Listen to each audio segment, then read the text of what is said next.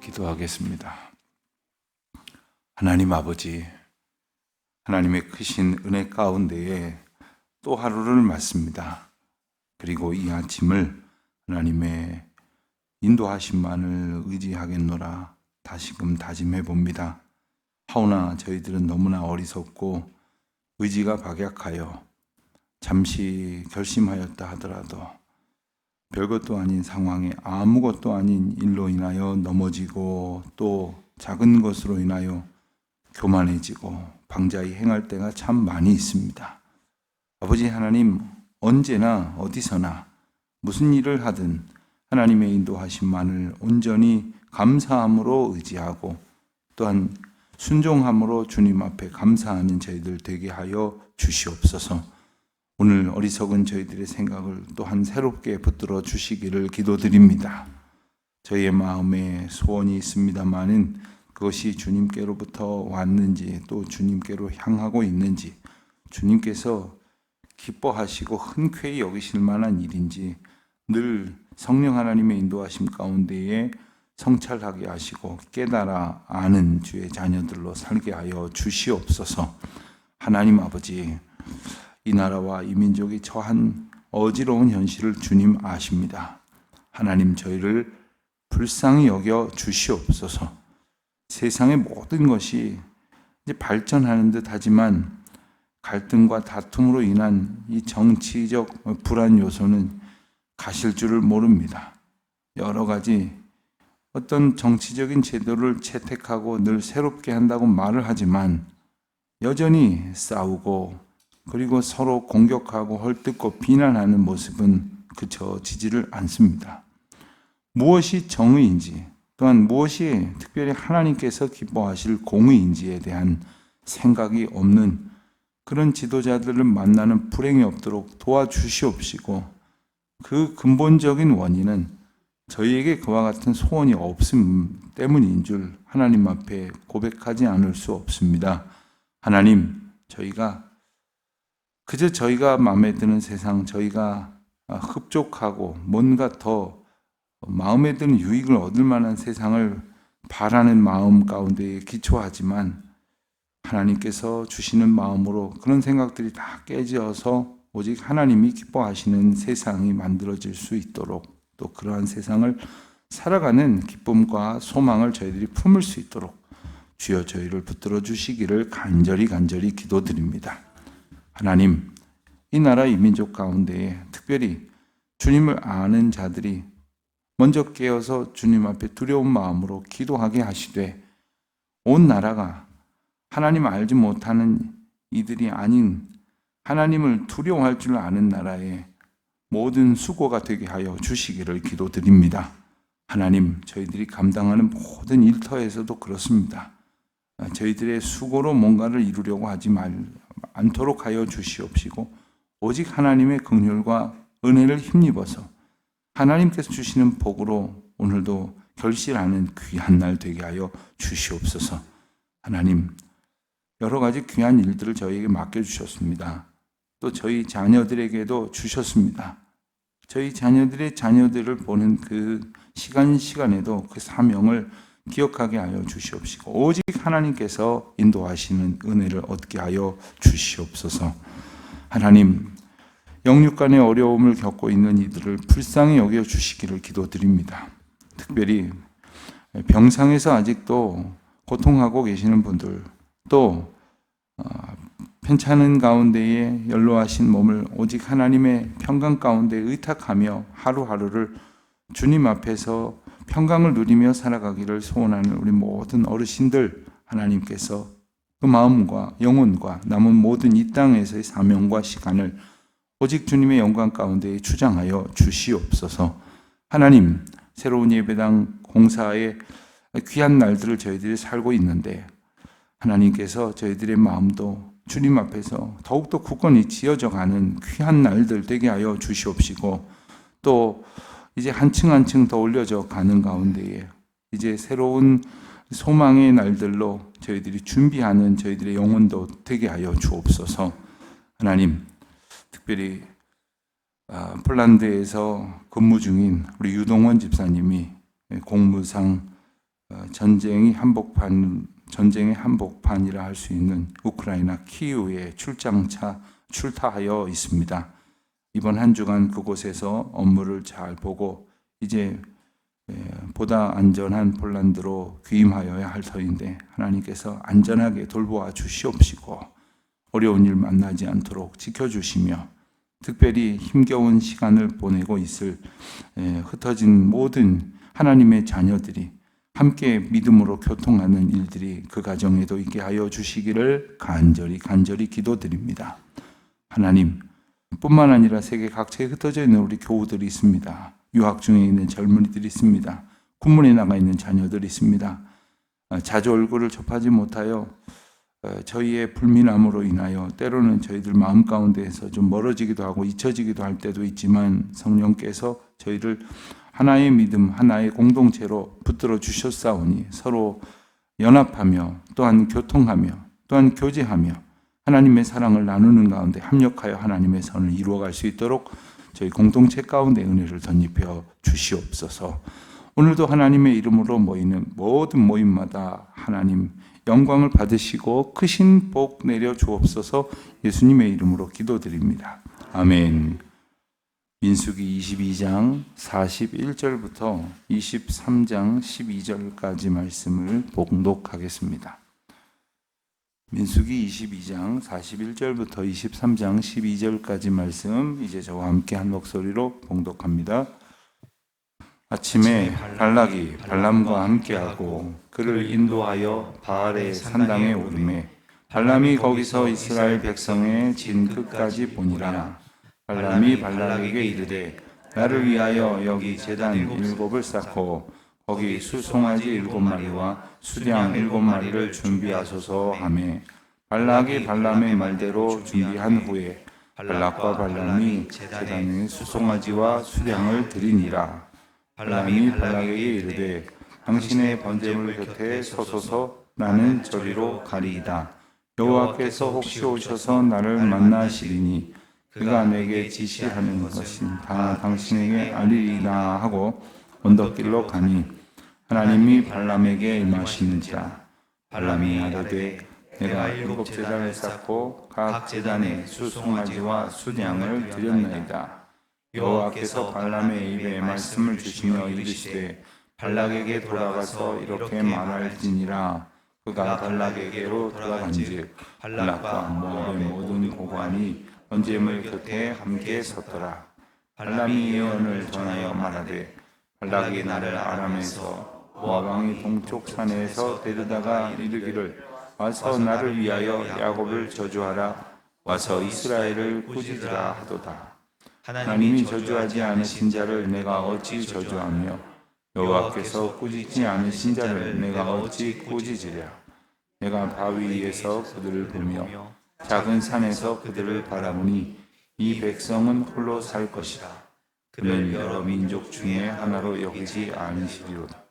야곱의 티끌을 누가 능히 세며 이스라엘의 4분의 1을 누가 능히 세고 나는 의인의 죽음을 죽기 원하며 나의 종말이 그와 같기를 바라노라 하매 발락이 발람에게 이르되 그대가 어찌 내게 이같이 행하느냐. 나의 원수를 저주하라고 그대를 데려왔거늘 그대가 오히려 축복하였도다.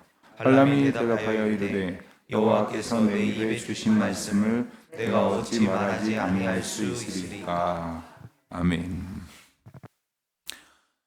민수기 22장, 23장, 24장에 나오는 이 발락과 발람의 이야기를 우리가 묵상하고 또 말씀을 생각해 볼 때마다 많은 분들이 이 두 사람이 너무 헷갈린다고 자꾸 그러세요. 어제 그제도 어떤 분이 이름이 아무리 봐도 헷갈린다고. 그래서 제가 처음 보십니까? 했더니 아닙니다. 그러세요. 그럼 자주 안 보셔서 그렇습니다.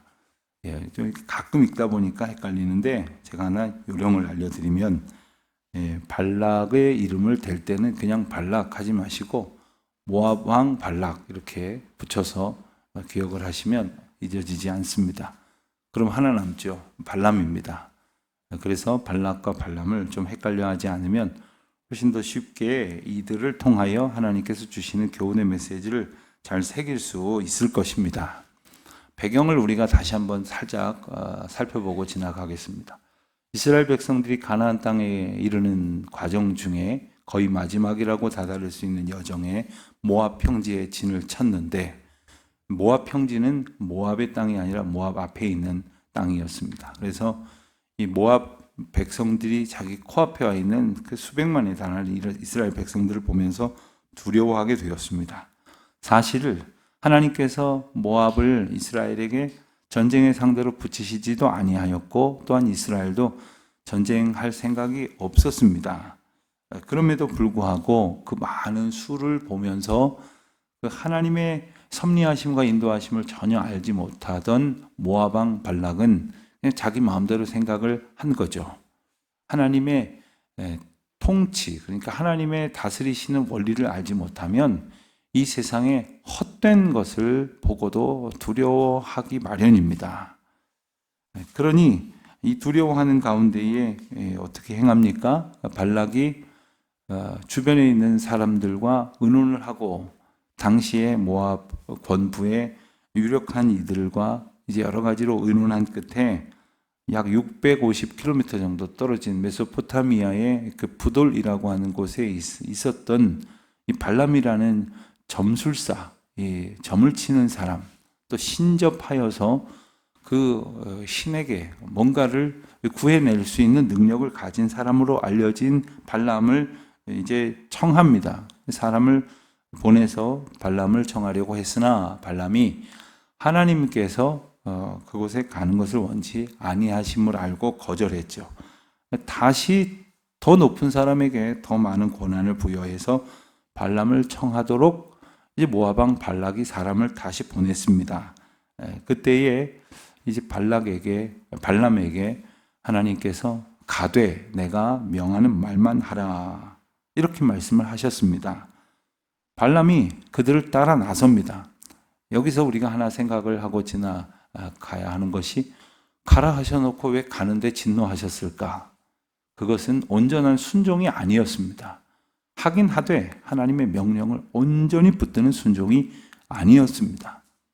오늘도 우리가 몸에 순종을 할 때가 있습니다. 가령 이 아침에 예배당에 나와 말씀으로 우리를 채우시는 주님의 인도하심 앞에 저마다의 사정을 잠재하고 순종하여서 이 자리에 나왔습니다.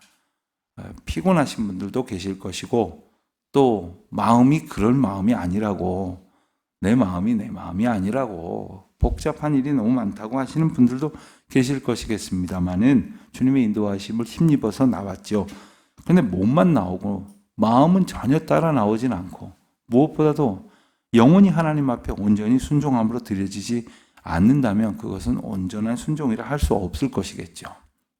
발람의 경우가 그러한 경우였던 모양입니다. 하나님께서 진노하셨고 그에게 다시 한번 분명히 말씀을 하셨습니다. 명하는 바만 전하라, 명하는 대로 행하라.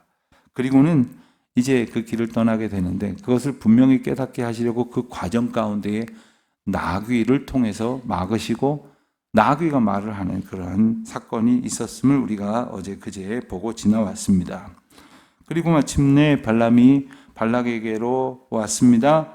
그리고 발락은 41절 말씀, 오늘 본문에 보는 대로 아침이 되었을 때에 발람을 인도하여서 바알의 신당에 올랐다고 했습니다. 그런데 그곳은 어떤 곳이냐면 이스라엘 백성들이 진치고 있는 것이 다 보일 만한 그러한 산 중턱 어딘가에 있는 산당에 이렇게 오르게 했던 겁니다. 그러니까 그곳으로 데려간 것은 저 보이는 이스라엘 백성들을 저주해 달라 하는 거죠. 발락이 발람의 저주를 통해서 얻으려고 했었던 것은 자신의 안위입니다. 그러니까 하나님을 모르는 사람은 자신의 안위를 위해서 이렇듯 어리석은 일을 행하는 겁니다. 발람이 1절에 보니까, 23장 1절에 보니까 발락에게 말합니다. 제단 7을 쌓고 수송아지 7마리와 수량 7마리를 준비하라 합니다. 언뜻 봐도 이것은 하나님께서 주신 제사법이 아닙니다. 하나님 앞에 드리는 그러한 하나님께서 일러주신 제의 형식이 아닙니다. 또한 더 분명히 우리에게 그 잘못된 것을 보여주는 표현이 있다면 발람이 말하기를 나를 위하여 준비하라 이렇게 말합니다. 발락은 준비하라는 대로 준비하고 그것을 놓고 제사를 지냅니다. 그런데 그리고 나서 발람이 3절에서 하는 말을 보면 발락에게 이렇게 말합니다. 당신의 번제물 곁에 서소서 나는 저리로 가리이다. 어떻습니까? 우리가 보통 레위기나 구약 제사법에 이렇게 보면은 제사장이 곁에 섭니다. 그리고 또한 제사를 지내게 되어 가령 죄를 지어서 번제물과 속죄물을 끌고 온 이들은 그 곁에서 이제 손을 얹고 안수하는 동안 옆에 서 있고, 그리고 곁에서 이 제사를 고스란히 다 봅니다. 뭔가 좀 다르죠. 발람은 저리로 가겠다고 합니다. 그리고는 하는 말이 여호와께서 오셔서 나를 만나실지도 모르겠다. 혹시 하고 있습니다. 혹시. 그냥 지금 어떻게 보면 발람은 때로는 지금까지 살아온 방식이 이런 것이죠. 하나님 불렀다가 또 다른 귀신들 불렀다가, 그래서 그런 것들 의지하여서 뭔가를 자기를 만족시키고 사람들을 만족시키는 일을 해서 그것으로 벌어먹고 사는 거예요. 우리가 때로는 하나님 이름 부르고 하나님 의지했다가 또 안 되겠다 싶으면 다른 거 부르고 또 사람 의지하고 어떤 상황 의지하고 아무것도 의지하지 않아도 될 때는 교만하게 내 돈 의지하고 그렇게 살았더라면 발람과 뭐가 다르겠습니까? 발람은 여호와께서 혹시 오셔서 나를 만나시겠다고선 저리로 비켜서겠다고 와 있습니다. 아마도 자기 생각에도 그 장소, 그 방법이 하나님이 임하실 방법과 장소가 아닌 것은 알고 있었던 모양입니다. 하나님께서 4절 이하의 말씀 보면 발람에게 임하셨습니다. 하나님께서는 이렇게 정말로 바르지 못한 태도로 하나님을 찾는 사람도 하나님께서 때로는 택하여 쓰십니다. 하나님 이 세상 모든 악인마저도 하나님의 도구로 삼으십니다. 그러니까 하나님과 상관없는, 하나님의 섭리와 상관없는 일들은 없음을 우리가 알아야 합니다. 하나님께서 이 일 가운데 무엇을 원하시는지를 우리가 봐야겠죠. 발람이 하나님 앞에다가 이렇게 말했죠. 7제단을 쌓고 수송아지와 수량을 드렸나이다. 이게 무슨 말일까요? 제가 말이죠. 하나님, 제가 말이죠. 7제단이나 쌓았습니다. 보통 당신의 제사장들 하나 쌓고 그거 하나 하지 않습니까? 하나 제물 올려놓고 제사하죠. 저는 7배나 했습니다. 그러니까 여기서 하나님이 명하신 대로 준행하는 것이 아니라 자기 마음대로 하면서도 그것이 자기 의라고 생각을 한 거예요. 자기 의, 자기를 드러내는, 자기를 만족시키는, 그러니 자기를 좀 도와달라 이런 태도인 거죠. 그래서 발락이 주려고 마음먹었던 것 그 이상을 다 챙겨 받고자 하는 것이 발람의 목적입니다. 5절 말씀 보면 여호와께서 발람의 입에 말씀을 주셨습니다. 여기엔 대단히 중요한 표현이 있습니다. 입에 말씀을 넣어주셨으면 그대로 말하면 됩니다. 그러니까 하나님께서 내 입에 내가 할 말을 넣어주십시오라는 기도가 사실 우리가 참 매일매일 간직해야 될 기도입니다. 그냥 우리는 흔히 생각하기를 이거 내가 원하는 일인데 좀 제발 들어주십시오. 그렇지만 우리에게 있어서 너무 중요한 것이 언행 아닙니까? 말하고 행동하는 것이 하나님 뜻에 합당하도록 말이죠. 발람이 여호와께서 말씀하라 하신 대로 그렇게 7절, 8절에 걸쳐서 발락에게 말했습니다. 핵심이 뭡니까? 발락이 발람한테 이스라엘 백성을 저주하라고 했는데 오히려 계속되어지는 발람의 이야기를 보면 저주하기는커녕 그들을 축복하고 있습니다. 심지어 9절 말씀에 보면 그들을 바라보니까 그들은 홀로 설 것이다. 이 말은 무슨 말이냐면 외톨이로 산다는 말이 아니라 다른 민족들 의지하지 않고도 얼마든지 산다 이 말입니다. 다른 것 없어도 얼마든지 산다 이 말입니다. 왜냐하면 하나님께서 저들을 지켜주실 것이기 때문입니다. 우리는 홀로 살기를 두려워합니다. 뭔가 있어야 된다고 생각을 합니다. 물질도 있어야 되고 건강도 있어야 된다고 생각하고 뭐 할 일도 있어야 되고 친구도 있어야 되고 그리고 뭐 돈도 부동산도 있어야 되고 또 예금도 있어야 되고 주식도 있어야 되고 뭐 여기저기다가 언제든지 벌어 쓸 수 있는 그런 돈도 있어야 되고 뭐 여러 가지 목적들이 너무 많습니다. 그러나 아무것도 없어도 이 백성은 능히 살 것이다. 그만큼 하나님의 인도하심 가운데에 있게 될 것이다. 저와 여러분이 정말 아무리 보아도 아무것도 없는 상황처럼 되어질지라도, 심지어 우리가 나이 많이 들어서 기력이 쇠해져서 건강마저도 건강을 이야기할 수 없는 단계가 이르렀더라도 하나님 앞에서 모든 것이 부족함 없는 평강과 기쁨과 자유를 누리며 살아갈 수 있노라 하는 믿음의 고백과 소망이 우리 가운데 있기를 간절히 바랍니다. 발람은 말하기를 10절에 보니까 야곱의 티끌을 누가 세며 이스라엘의 4분의 1을 누가 능히 셀고, 무슨 말일까요? 야곱의 티끌마저도 셀 수 없이 아주 많다는 거예요. 야곱의 4분의 1은, 4분의 1이라는 말은 그냥 적은 것이라는 뜻입니다. 그 전체를 비했을 때 적은 것이라는 뜻이에요. 다시 말해서 망하고 망해도 그것이 얼마나 많은지 어떻게 셀 수 있을 정도냐. 우리말에 부자가 망해도 3년 간다는데 얼마나 돈이 많았으면 망해도 3년이나 이렇게 떵떵거리고 살 수 있을까요? 얼마나 많았을까? 이 말을 하려고 그 말을 하는 거죠.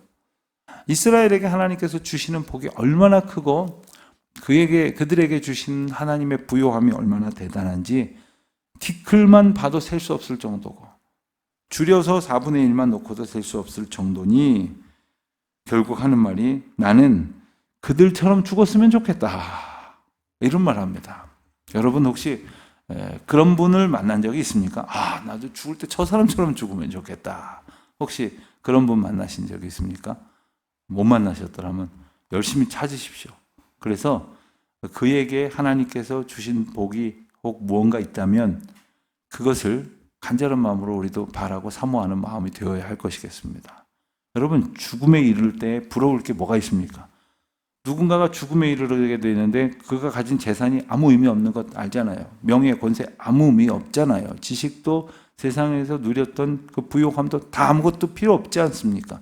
심지어 평생에 건강했던 분이라고 해도 이제 그 건강 다 잃어버렸으니까 세상 떠나는 거 아닙니까?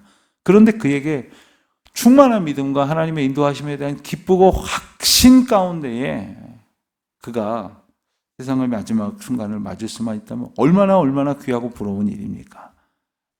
발람은 비록 엉터리, 하나님을 아는 엉터리 종교인이었지만 그 가운데에 그는 깨달았습니다. 그 하나님이 참된 하나님이시고 그 하나님이 인도하시는 이스라엘 백성들은 이와 같은 복된 백성이라는 것을 알게 되었습니다. 그래서 이 산란한 가운데에도, 그리고 발락의 유혹과 그리고 발락의 위혹은 한편으로 뒤집어 보면 발락의 그 협박이 있었던 것이겠죠. 그럼에도 불구하고 그는 하나님께서 입에 넣어주신 말씀을 전하고 있는 겁니다.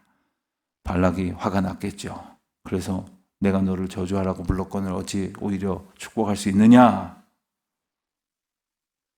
다음 장면은 내일 계속해서 보겠습니다. 하나님 아버지, 저희가 믿음으로 살아간다고 하면서도 언제나 저희 바라는 대로 되기만을 원하는 어리석은 자들입니다. 하나님께서 저희와 함께 하심을 오늘 하루 매 순간 정말 기뻐하고 정말 감사하고 정말 그 가운데에서 세상이 줄 수 없는 평안을 누리는 저희들의 이 하루가 되게 하옵소서. 예수님의 이름으로 기도드립니다. 아멘.